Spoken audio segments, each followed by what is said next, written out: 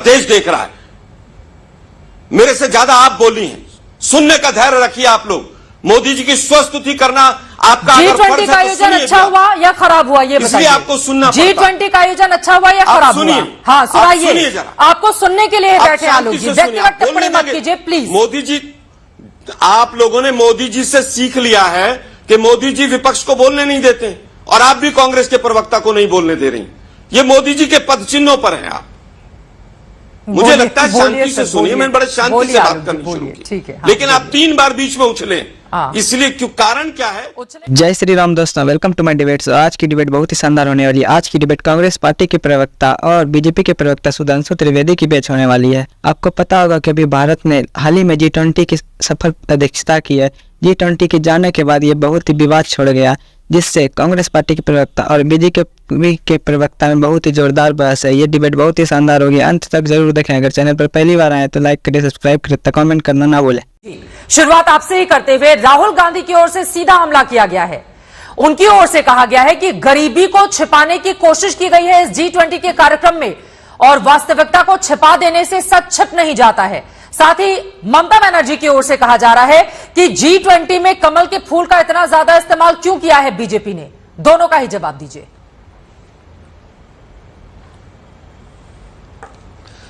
देखिए, जब आप ये कहें कि राहुल गांधी जी द्वारा सीधा हमला किया गया, चित्रा जी, तो मैं इसमें थोड़ा संशोधन करना चाहूंगा।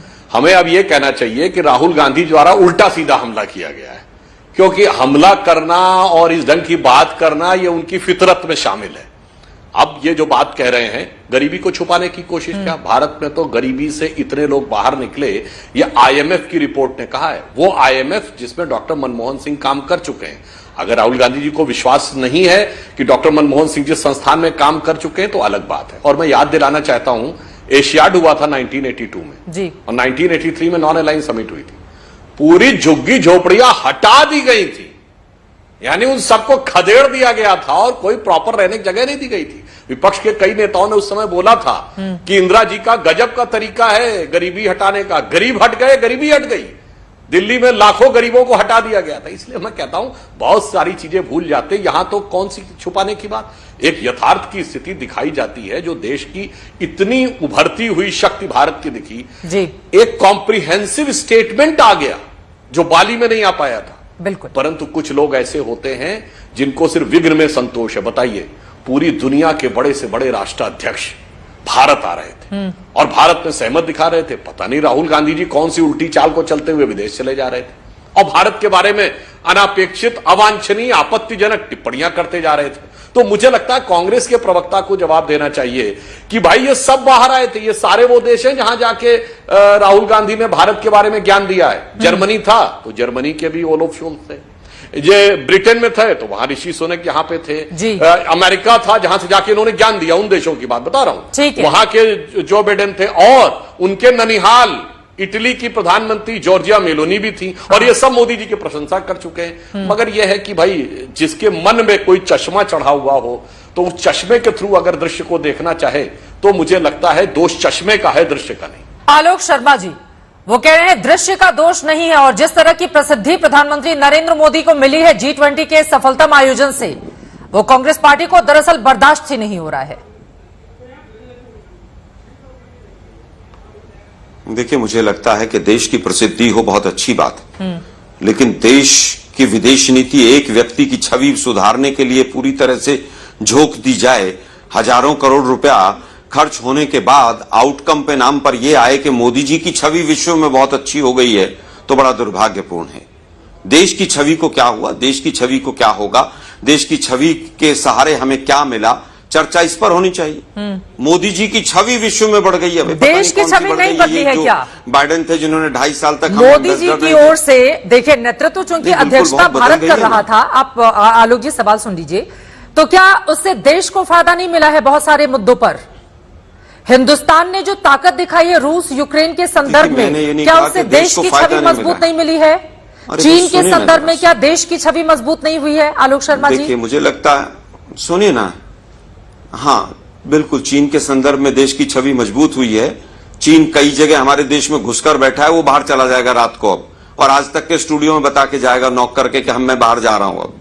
छवि अच्छी हो गई है। ये स्व विश्व गुरु जो साहब है ना, स्व घोषित जो विश्व गुरु साहब हैं, और उनके पीछे जिस तरह से आप लोग स्तुति करते हैं, मुझे बताइए 2.5 साल तक हिंदुस्तान सबसे बड़ा डेमोक्रेटिक नेशन है, उसको अगर अमेरिका अपना एम्बेसडर भी नहीं देता है तो छवि कहां गई थी उस टाइम पर? मैं सवाल छवि कहां गई थी अमेरिका में जब वो आज राष्ट्रपति वहां पर लेकिन आलोक शर्मा जी बड़ी विनम्रता से मैं एक चीज रोकना चाहूंगी, एक सेकंड सर सुनिए, मैं बोलूंगी बीच में, आप व्यक्तिगत टिप्पणी अगर चैनल को लेकर या एंकर को लेकर करेंगे तो मैं बोलूंगी। आलोक शर्मा जी ये तरीका ठीक नहीं है। आप यहाँ पर बीजेपी से अपनी जो भी आपकी असहमति हो वो जताइए।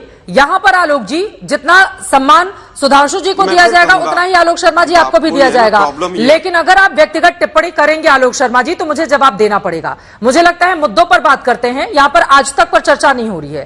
प्लीज आलोक शर्मा जी, बहुत विनम्रता से गुजारिश है आपसे, अपनी बात को आगे बढ़ाइए। मैं बड़ी विनम्रता से कहूंगा कि जो चीजें बीजेपी के प्रवक्ता नहीं बोलते हैं, आप अपनी तरफ से नहीं बोला करें। आपने 3 मिनट पहले ऐसा ही किया, इसलिए मैंने चैनल पर आप एक काम कीजिए, आप मुझे सवाल लिख के भेज दीजिए। आलोक शर्मा जी आप मुझे सवाल व्हाट्सएप कर दीजिए, मैं वही सवाल आपसे पूछ लूंगी। बहुत अच्छा है, पूरा देश देख रहा है कि आलोक शर्मा जी मुझे सवाल बता रहे हैं कि मुझे आपसे कौन से सवाल करने चाहिए कौन से नहीं। देश देख रहा है, पूरा देश देख रहा है कि चित्रा त्रिपाठी बीजेपी की सरकार को बचाने के लिए क्या कर रही, पूरा देश देख रहा है। मेरे से ज्यादा आप बोली हैं, सुनने का धैर्य रखिए आप लोग।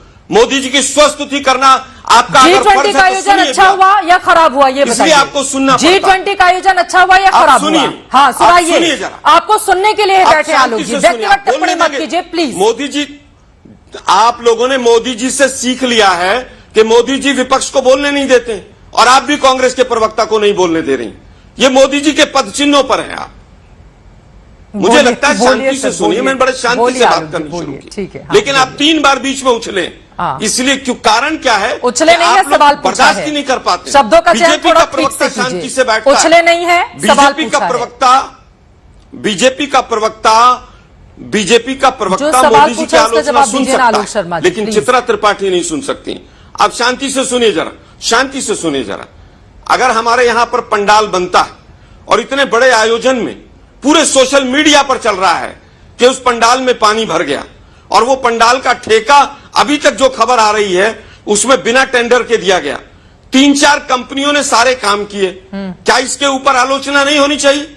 वो पानी जो पंडाल में भरा उससे तो पूरे देश में और विश्व में पूरा डंका बज रहा होगा। आप लोग किस तरह की बात करते हैं?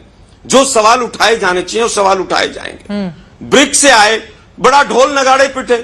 मैं चित्रा जी आपसे पूछता हूं, हिंदुस्तान की ब्रिक्स समिट से क्या 2 चीजें मिली, जरा आप बता दीजिए। मैं बीजेपी की मैं चुप हो जाता हूँ। सुधांशु जी इसका जवाब देंगे। एक सेकंड आलोक शर्मा जी, सवाल पूछना मेरा अधिकार है, पत्रकार के तौर पर मैं बैठी हुई हूँ। ठीक है सर, ओके। चित्रा जी पत्रकार के तौर पर आप 10 सवाल पूछे, हम उत्तर देंगे। बीजेपी के प्रवक्ता की तरह आप सवाल पूछेंगे तो वैसा ही मैंने कह दिया ना, आप सवाल कल से बता दीजिएगा, मैं आपसे बहुत ढंका बजा। ठीक है आलोक जी, नाराज मत होइए, मेन मुद्दे पर बोलिए। प्लीज रुकिए, आपका ओपनिंग कमेंट आपका गलत था, इसलिए आपको रोका गया। 53 देशों को अफ्रीका में कर्ज मुक्ति मिल जाएगी, और हिंदुस्तान के ऊपर 3 गुना कर्जा हो गया, उसके ऊपर भी सवाल पूछ लें आप। पूछ लेती हूँ, दिखा रहा पता नहीं क्या बम पूछ लेती हूँ मैं सुधांशु जी से। इतना एक मिनट सुनिए ना मैडम, सुनिए ना मैडम, एक मिनट। आप पूरे मेरे वक्तव्य के बीच में बोलती रहिए, क्योंकि आप बीजेपी की आलोचना नहीं सुन सकती हैं, इसलिए व्यक्तिगत तौर पे कह रहा हूं मैं आपसे। आप सुनिए धैर्य से।